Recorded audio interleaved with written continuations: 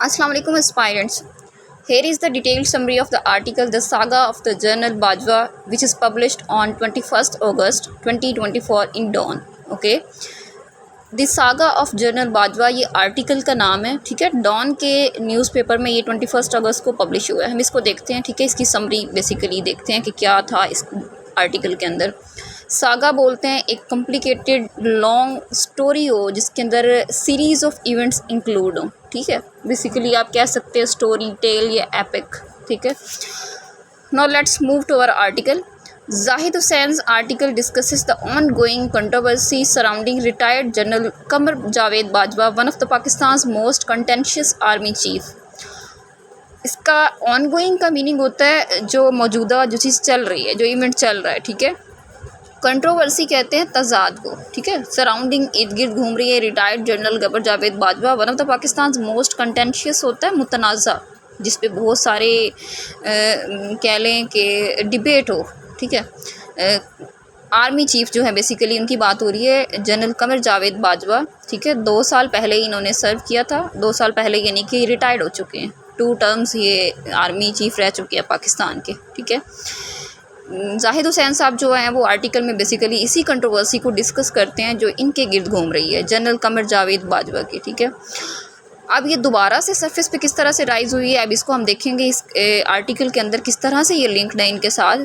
After 2 years, despite retiring nearly 2 years अगो after serving 2 terms, 2 साल पहले ये रिटायर हो चुके हैं, ठीक है। 2 टर्म्स ये सर्व भी कर चुके हैं पाकिस्तान के army chief general Qamar Javed Bajwa. The scandal surrounding his tenure refuses to die down, particularly in the light of the recent arrest of his protege कहते हैं शागिर्द को, ठीक है, स्टूडेंट जो उसके साथ लिंक्ड हो या उसको सपोर्ट कर रहा हो, ठीक है।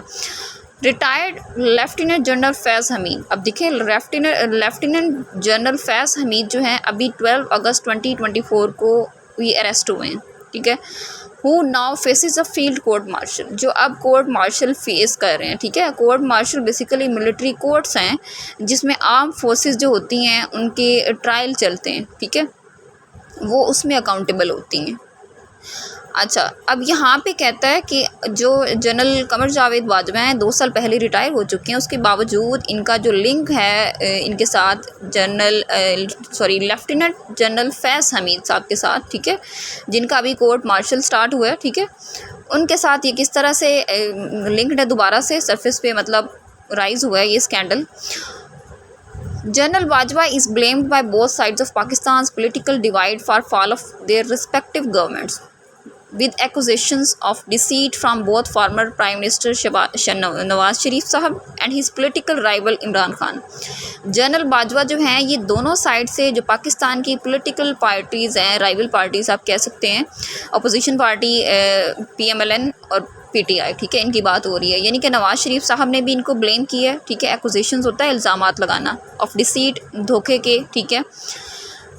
यानी कि इन्होंने इनकी गवर्नमेंट जो है ना वो उसके ऑस्टर में इन्हीं का हाथ है, ठीक है, इनका ये कहना है। प्राइम मिनिस्टर नवाज़ शरीफ साहब का भी यही कहना है और इमरान खान साहब का भी यही कहना है, ठीक है। दोनों पॉलिटिकल राइवल्स हैं एक दूसरे के, तो इन दोनों की गवर्नमेंट्स का यही पर्सपेक्टिव है कि जनरल बाजवा जो है ये इनका बेसिकली जो है ना इनके ऑस्टर में उनका हाथ है। Sharif claims Bajwa and his ISI chief conspired to remove his from office in 2017। अब किस तरह से वो ब्लेम कर रहे हैं, नवाज़ शरीफ साहब कहते हैं कि जनरल बाजवा जो हैं और उनके ISI चीफ, ये जो लेफ्टिनेंट जनरल फैज़ हमीद साहब की बात हो रही है, ठीक है, ये ISI चीफ हैं पाकिस्तान के।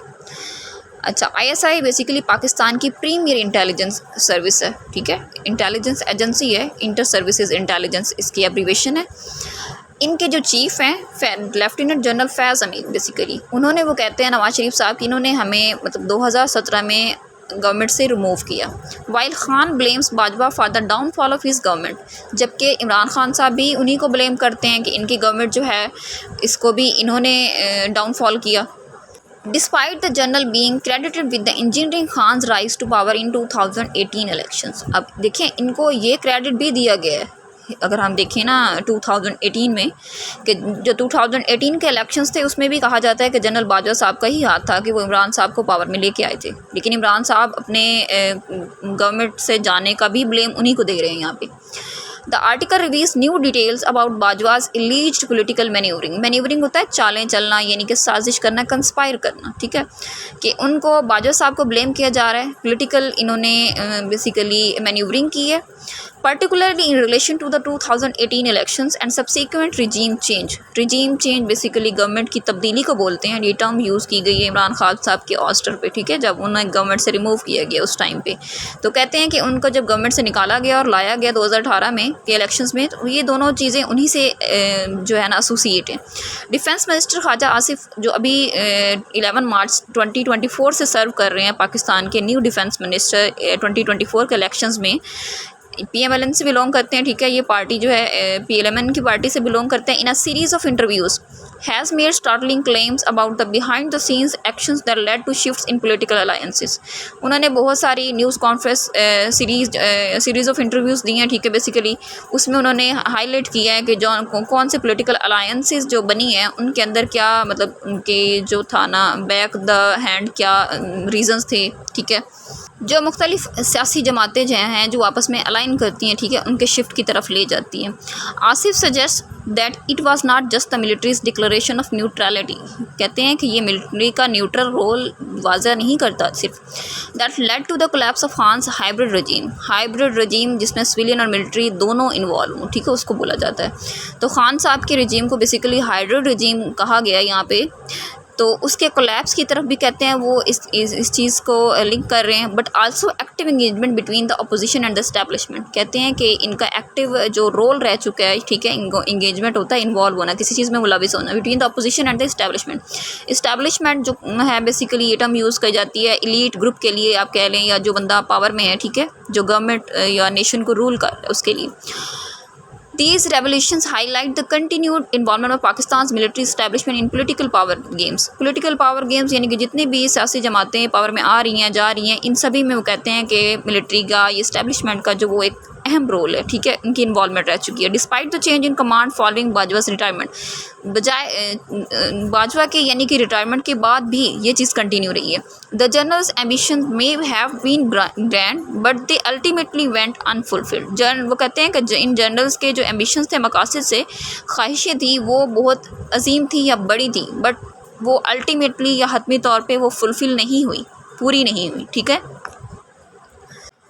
ये था हमारा आज का आर्टिकल डॉन का, ठीक है। अब इसके जो मेन सॉल्यूशंस हम इसके प्रॉब्लम्स के सजेस्ट कर सकते हैं वो क्या है वो देखते हैं। Enhance transparency in military affairs, जितने भी मिलिट्री अफेयर्स हैं उनमें ट्रांसपेरेंसी को इंश्योर किया जाए, ठीक है। Establish clear boundaries between military and political roles to prevent overreach. Military की साइड पे भी और पॉलिटिकल पावर्स जो हैं उनके दरमियान भी एक क्लियर बाउंड्री इस्टेब्लिश की जाए, तो उन दोनों को पता हो कि हमारी लिमिट्स क्या हैं या हमारी पावर जो है वो कहाँ तक हमारी एक्सेस है, ठीक है। Strengthen civilian oversight, civilian oversight को मजबूत किया जाए। Improve the mechanism for civilian oversight of the military activities to ensure accountability को बेहतर बनाने के लिए, यकीनी बनाने के लिए, ठीक है, जो मिलिट्री एक्टिविटीज़ हैं उन पर सिविलियन ओवरसाइट जो है उसके मैकेनिज़्म या तरीक़ाकार को बेहतर किया जाए या मजबूत किया जाए। प्रमोट डेमोक्रेटिक प्रोसेसेस, जो डेमोक्रेटिक प्रोसेस है उसको प्रमोट किया जाए, उसको उजागर किया जाए। Encourage the military to support the democratic process rather than intervening in the political affairs. उन्हें पोलिटिकल अफेयर्स में इंटरवीन नहीं करना चाहिए बल्कि उन्हें डेमोक्रेटिक प्रोसेस को सपोर्ट करना चाहिए। इनकरेज ओपन डायलॉग जो है उसको इनकरेज करना चाहिए, फैसिलिटेट करना चाहिए between political parties and military leaders, ठीक है, ताकि उनके दरमियान जो ट्रस्ट है ना वो बिल्ड हो सके और जो उनके दरमियान मैनिपुलेशंस के सीन हैं उनको कम से कम किया जाए, ठीक है। इम्प्लीमेंट जुडिशल रिफॉर्म्स को इम्प्लीमेंट करके जुडिशरी के अंदर इस्तेलाहात करके जो है जुडिशरी सिस्टम है, जुडिशल सिस्टम उसको मजबूत किया जाए, ठीक है, ताकि वो केसेस को फेयरली या ट्रांसपेरेंटली जो है हाई रैंकिंग ऑफिशियल्स हैं उनके केसेस को डील कर सकें, ठीक है, विदाउट एनी फॉरेन इन्वॉल्वमेंट कह लें, ठीक है। Next we have some MCQs from this article. First one is who is blamed by both sides of the Pakistan political divide for fall of the respective governments. Article में हम पीछे पढ़ चुके हैं कि दोनों साइड की गवर्नमेंट्स जो हैं यानी कि PMLN और PTI दोनों गवर्नमेंट्स ने किसको ब्लेम किया है, जनरल कमर जावेद बाजवा को उनके डाउनफॉल में, ठीक है, गवर्नमेंट के डाउनफॉल में।